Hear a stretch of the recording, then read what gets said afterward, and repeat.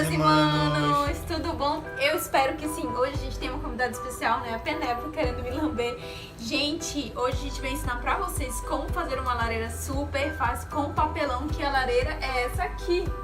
Olha só, ficou linda, gente. A gente se surpreendeu muito com o resultado, né? Demora um pouquinho, mas eu prometo pra vocês que vale super a pena. E se você quiser saber como fazer essa lareira, continua aqui no vídeo, já vai dando o seu joinha, se inscreve no canal se você não é inscrito e vem comigo!